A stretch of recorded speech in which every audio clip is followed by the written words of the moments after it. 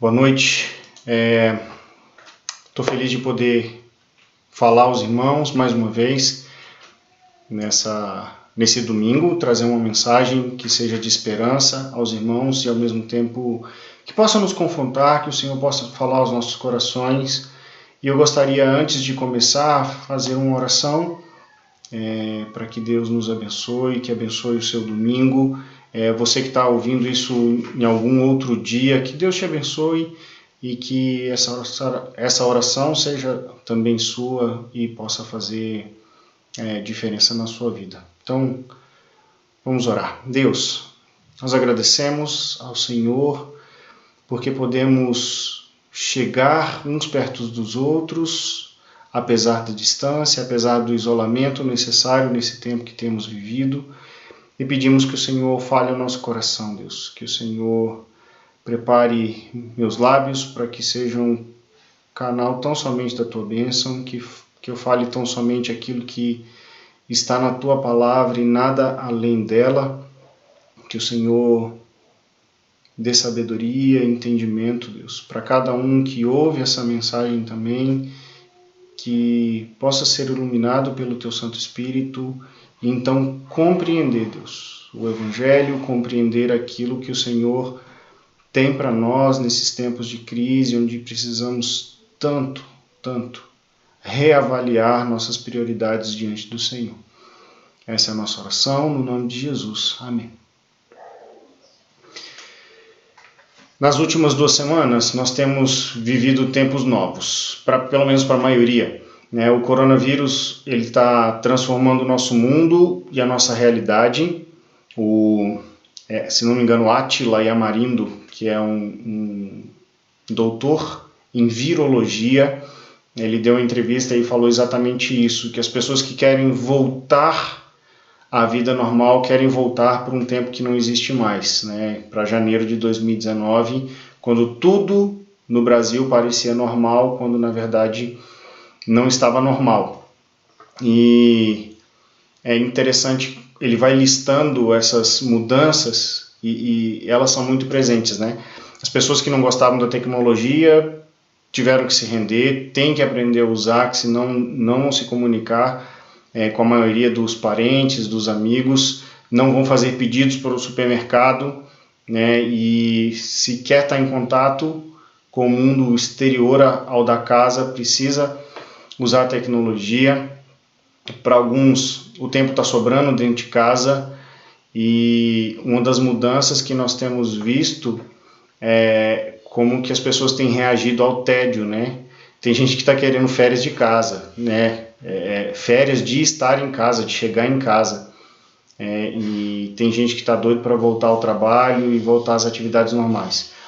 Eu, particularmente, eu queria muito voltar ao ritmo normal e dar seguimento aos projetos que nós estávamos desenvolvendo na igreja, especialmente com o discipulado, porque eu sinto falta de estar com os irmãos e de estar com aqueles que se dispuseram ao discipulado.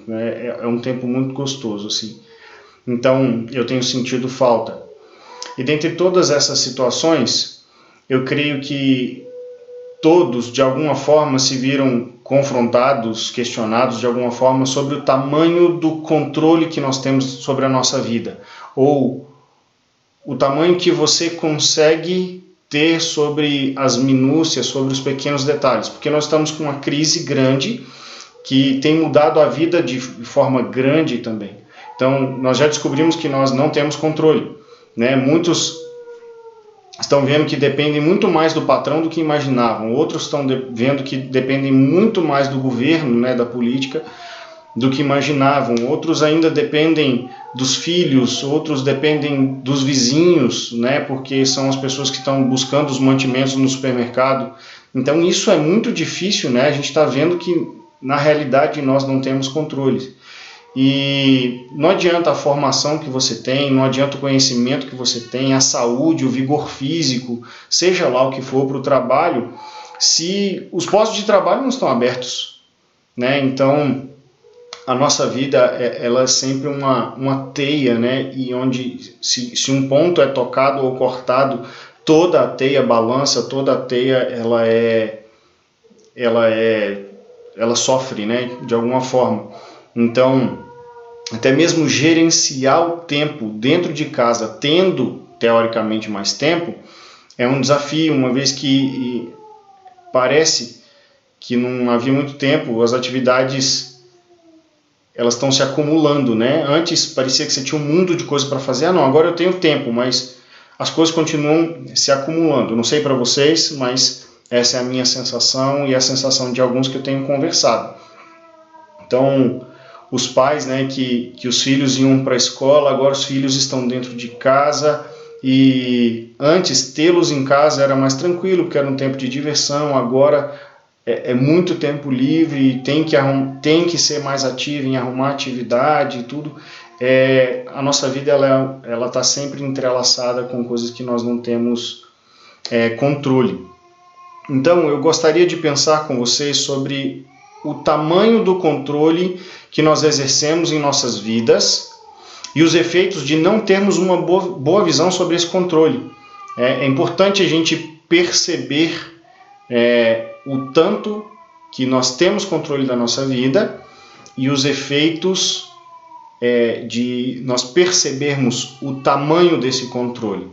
Tá bom? Nós vamos ver o texto de Gênesis 16 e eu vou pedir que você me acompanhe na leitura e o meu desejo é que seja bênção para todos nós.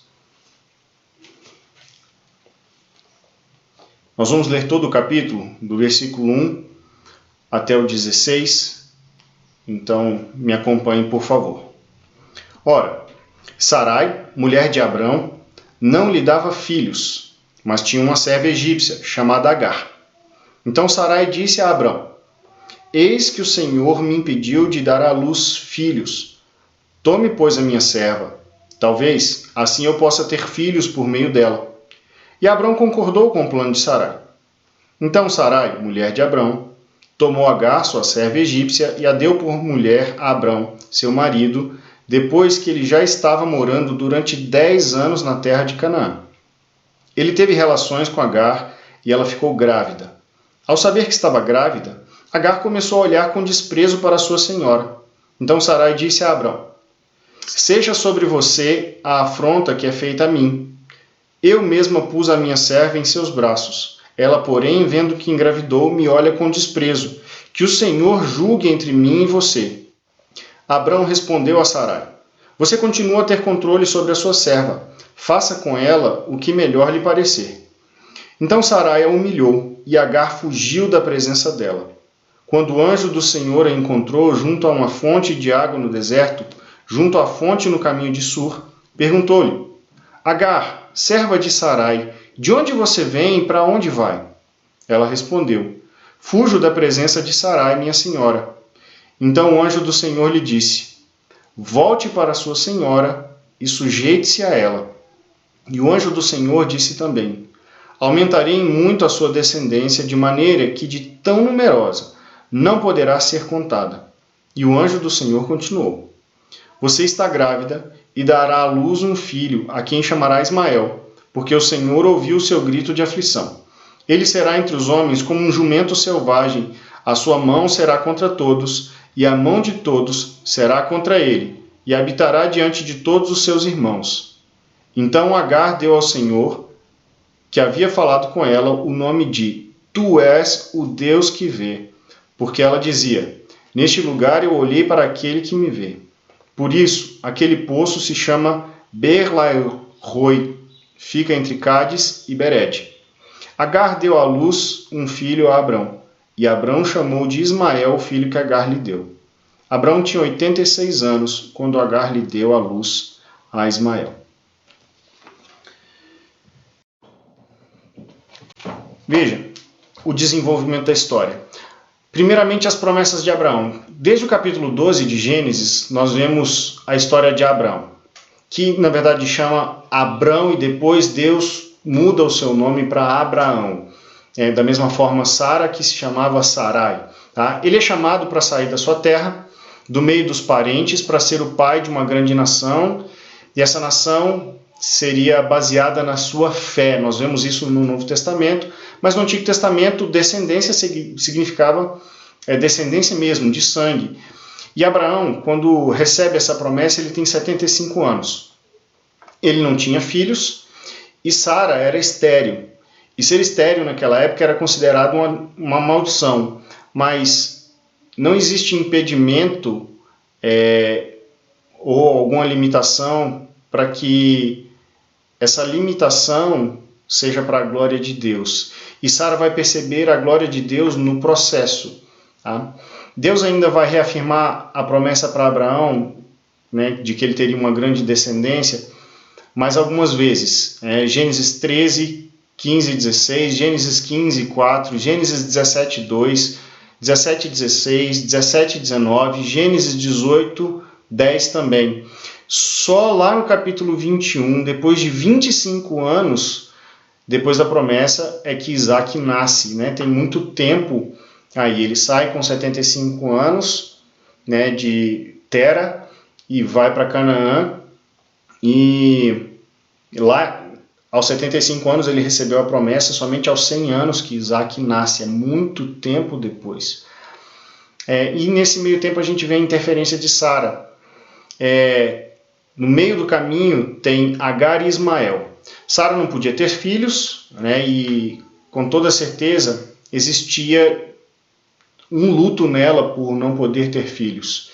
E ainda que o texto bíblico não nos diga, Abraão parece conformado que Eliezer, que é um escravo que ele tinha, a gente vai ver isso aí lá no capítulo 15, provavelmente esse escravo, que era talvez o mais velho ou o mais experiente no grupo, seria aquele que herdaria seus bens, aquele que daria, entre aspas, uma descendência para Abraão.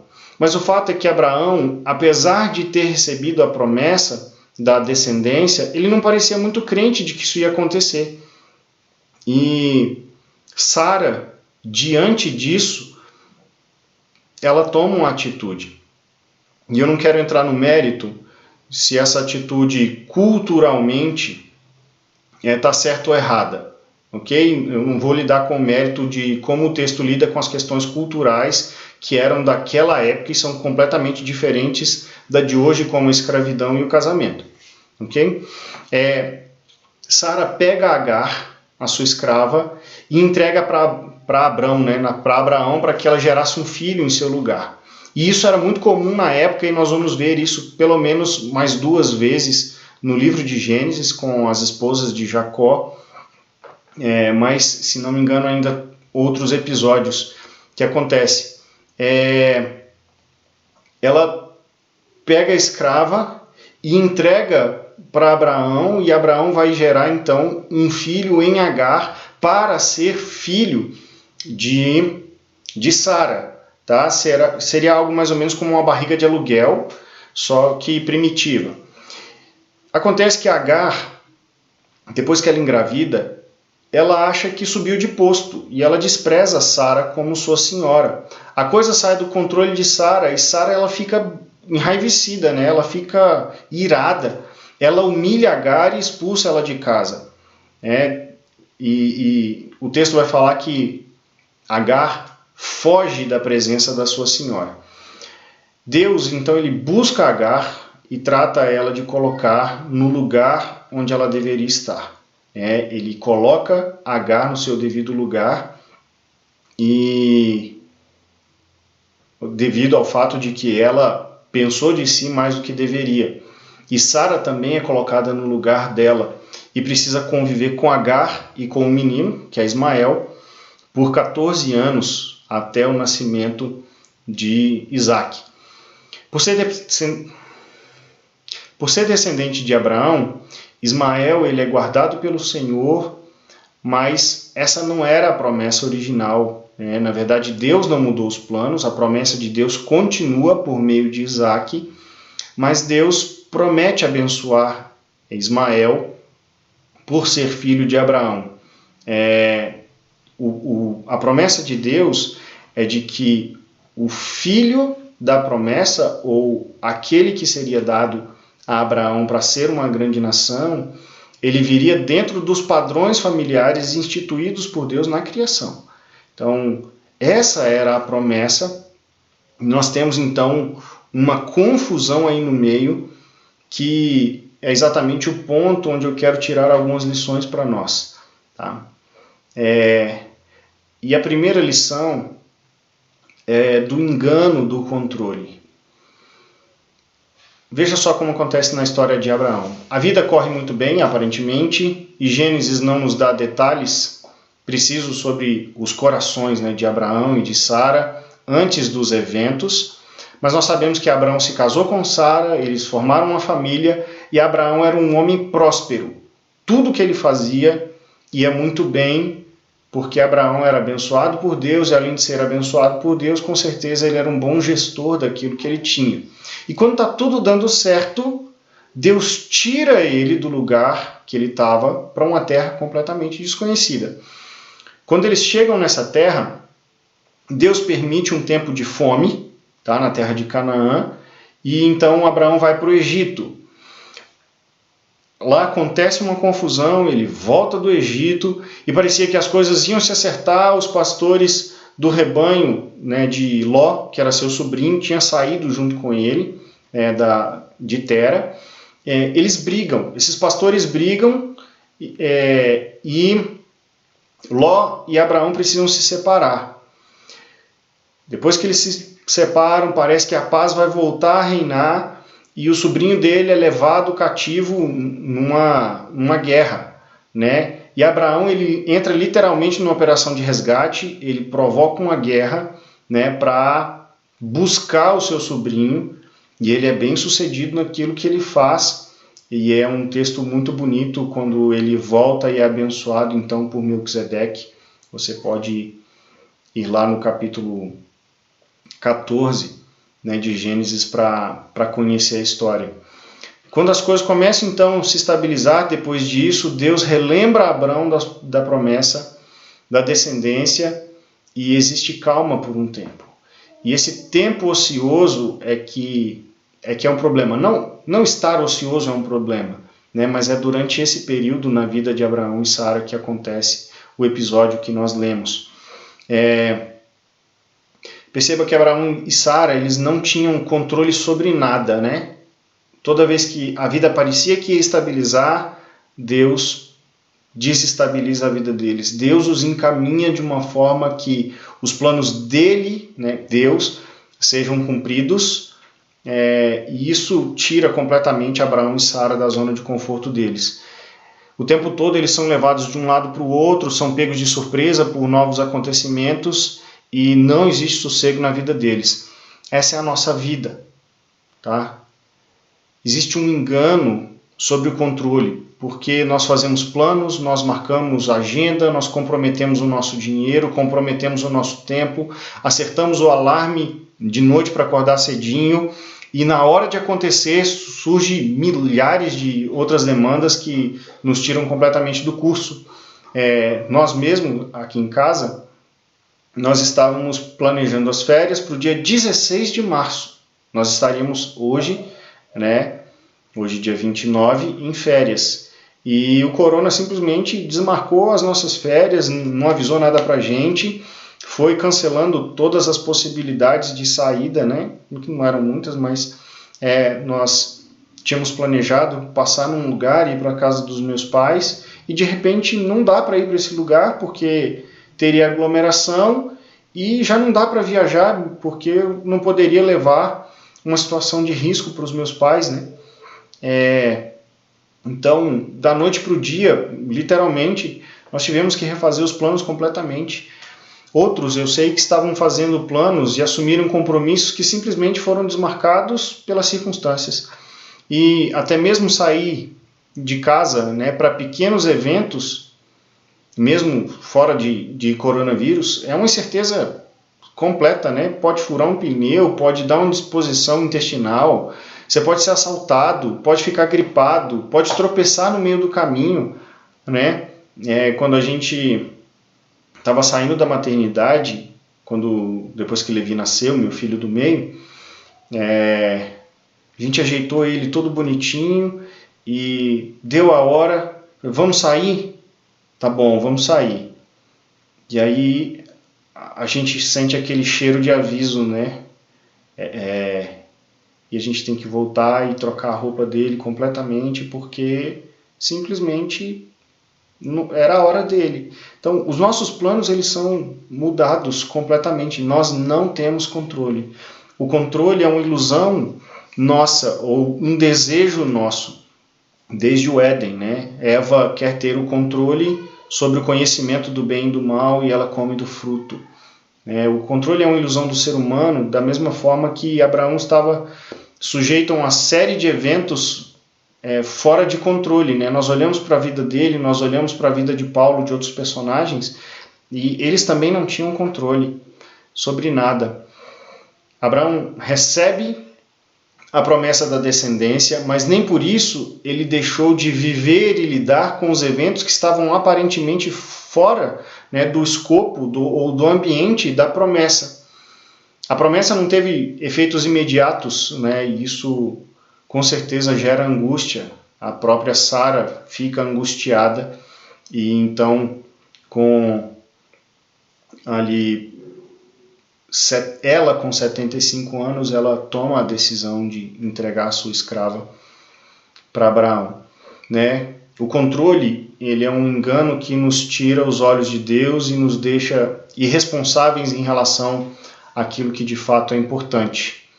E por ser uma ilusão, por ser algo que não é real, nós precisamos ser chamados à realidade constantemente e reavaliar a forma como nós lidamos com os nossos afazeres e prioridades. Tá? Então, a primeira lição que nós precisamos tirar disso é que o controle é uma ilusão.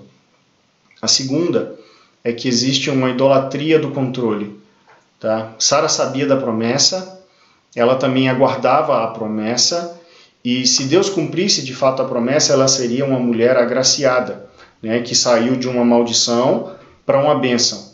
Tanto é que quando Isaac nasce, o nome de Isaac significa riso, né, porque Deus fez ela rir, Deus trouxe alegria para a vida dela, né, Deus trouxe alegria para uma mulher de 90 anos, né, e que não tinha uma bênção, que não podia gerar a vida, que era a realização das mulheres daquela época. Mas, mesmo sabendo da promessa, ela não suporta esperar, né? E ali, depois de 10 anos que eles estão em Canaã, ela toma a decisão e resolver a questão do seu jeito, né? Quando ela sugere entregar Agar para Abraão, ela está recorrendo a um jeito humano de resolver uma questão que é divina. Tá? Ela não está inventando algo novo, ela está fazendo algo que já é costume, é comum, é normal da época, mas é um jeito humano de resolver a questão. Ela está tentando pegar as rédeas da promessa de Deus e resolver por si mesma. E veja só a ingenuidade de Sara. Ela enxerga um futuro alegre com um filho nos braços e ela não considera uma série de implicações que haveriam no meio do caminho por ser do jeito como ela estava planejando, né? E por um tempo tudo caminha conforme o planejamento dela, até que se confirma a gravidez de Agar. Eu não sei como é que era, qual era o teste de gravidez da época não, mas eles confirmam a gravidez de Agar, e Agar, dentro dela mesmo, ela ri. E ela pensa consigo mesmo que agora ela não precisa mais se submeter a Sara, porque ela que encarregava o filho do Senhor, né, do seu Senhor, que era Abraão. E aí tudo saiu do controle, né? Lembra que não existe controle? Ali tudo saiu do controle. Sara pensa que está no controle, mas não está. O filho que é desejado por Sara passa a ser desprezado ou passa a ser odiado. A serva tenta se colocar no posto de senhora ou se elevar ao posto de senhora. Abraão se vê numa disputa de poder entre as duas. Sara tenta jogar a culpa em Abraão. Abraão tira o corpo fora e Sara coloca Deus na questão. Rapaz, essa parte ela é tensa, né? Lá no versículo 5, no finalzinho, ela fala o seguinte: que o Senhor julgue entre mim e você, né? Agora é como se Deus tivesse que resolver a questão entre ela e a serva maldosa, né? Mas ela super bem intencionada e tal, essa coisa toda. Irmãos, quando o controle é um ídolo, né, as pessoas tendem a se enfurecer para tentar retomar o controle, né?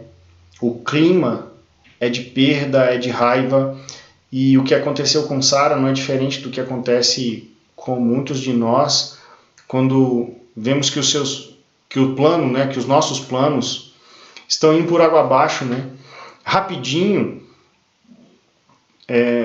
as pessoas tentam encontrar um culpado, encontra alguém onde descontar raiva, e tem uns que passam mesmo até a questionar Deus, né? Por que não está acontecendo do jeito que eu planejei? Eu fiz tudo direitinho, por que o Senhor não está me abençoando? O controle, ele é um ídolo que cobra um preço caro, e geralmente o resultado colocado para fora é ansiedade, falta de sono, ira, isolamento, desprezo, né? O ídolo cobra um preço caro da frustração e da sensação de incapacidade, e vai forçar aquele que perdeu o controle a, de alguma forma, a punição do outro, ou então a autopunição. O ídolo do controle, né, esse desejo de ter o controle, ou de achar que é autossuficiente para controlar tudo, é uma afronta a Deus e aos planos de Deus. É uma afronta às promessas de Deus aos santos, né, ou à sua igreja, e uma negação do sacrifício de Cristo, que morreu para assumir o controle das nossas vidas, né, e conduzir a nossa vida por meio dos planos que foram concretizados e frustrados, né, os nossos planos concretizados e frustrados, até Ele, ou seja, Ele nos conduz até Ele independente da situação ou por meio das situações, né? E o plano de Deus é que Ele seja glorificado nos nossos constantes tropeçar e levantar, no nosso pecar e arrepender, porque de fato Cristo é mais glorificado em nós quando isso acontece, independente se temos ou não controle. Não somos nós quem vamos glorificar a Deus, é Ele quem vai trazer a glória para si mesmo por meio dos nossos eventos, né? Então, a segunda lição é que existe em nós um ídolo do controle. Nós não temos controle, mas ainda assim queremos ter o controle, mas existe então o verdadeiro controle. E aqui é o ponto principal, eu gostaria de chamar a sua atenção aqui. Que o verdadeiro controle, ele é visto não na vida de Sara ou de Abraão, mas na vida de Agar. Agar é o personagem que se entrega aqui ao controle de Deus. Deus vai atrás de Agar e manda ela voltar e se humilhar aos pés de Sara, né? E Deus promete uma grande descendência para Ismael, que era o filho de Agar, e isso era sonhar demais para uma serva, para uma escrava, né? Nenhum escravo é mencionado por causa de sua grande descendência. Da mesma forma que Sara também não poderia sonhar com filhos porque ela era estéril, porque ela não podia tê-los, né?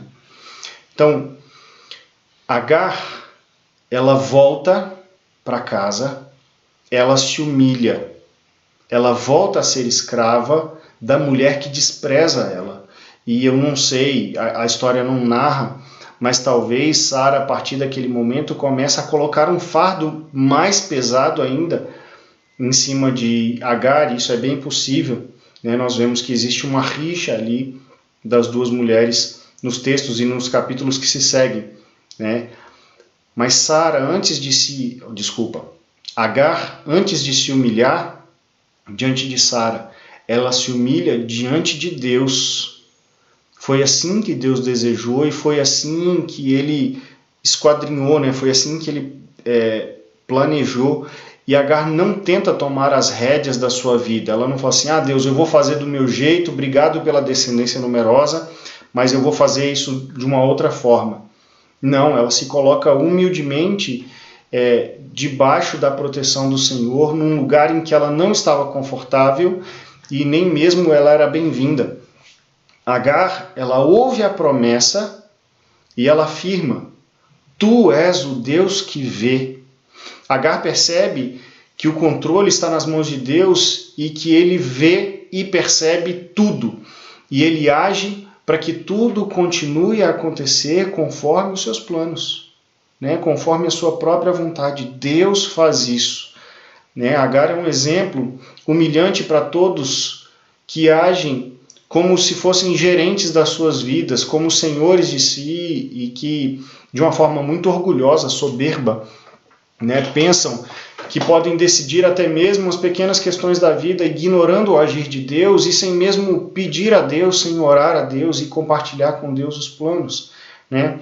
Agar nos mostra que a atitude correta diante da incapacidade de dar uma direção às nossas vidas, né, desde os grandes impedimentos até os pequenos, né, grandes como o confinamento que nós temos vivido, eles estão no controle de Deus. Essa incapacidade, ela nos aponta para Deus. Nós não temos condição de dar à vida o rumo que nós pretendemos, muito menos o rumo que Deus pretende para nós, mas Ele tem essa capacidade.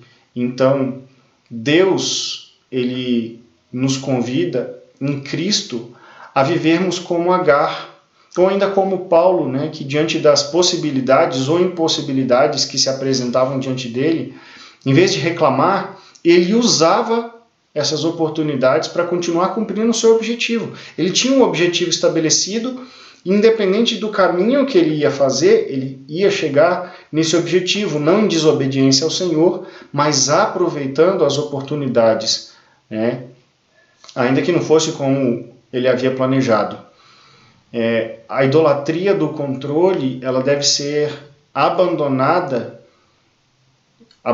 definitivamente, rapidamente, para que a vida fique mais leve e Deus seja de fato o Senhor do nosso tempo e também dos nossos contratempos. Né? A terceira lição é de que existe sim um controle real, um verdadeiro controle, e ele pertence ao Senhor. Eu queria tirar 3 lições dessa mensagem, bem breves. E a primeira delas é sobre o descanso em Deus. Nós precisamos descansar em Deus. Nós precisamos ter humildade para reconhecer que os planos de Deus é que estão se cumprindo e não os nossos. Quando der algo errado, lembre-se que do ponto de vista de Deus, tudo continua caminhando para que os objetivos dele sejam cumpridos. Então, você pode descansar. Você pode sim ficar tranquilo quando algo deu errado. Porque se a sua prioridade é a glória de Deus, tudo bem. Tudo bem que Deus vai ser glorificado também no contratempo. Então, descanse no Senhor, tenha uma vida mais leve, saiba dizer tudo bem, porque não está bem da perspectiva dos nossos eventos ou do controle, mas está sempre tudo bem da perspectiva de Deus. A segunda lição é sobre a remissão do tempo. Nós precisamos remir ou resgatar o nosso tempo para o Senhor. Né? Precisamos administrar a falta de controle com uma boa gestão daquilo que nos foi confiado por Deus, que é o nosso tempo.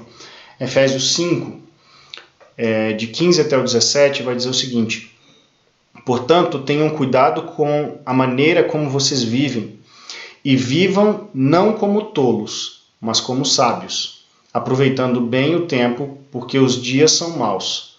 Por essa razão, não sejam insensatos, mas procuram compreender qual é a vontade do Senhor.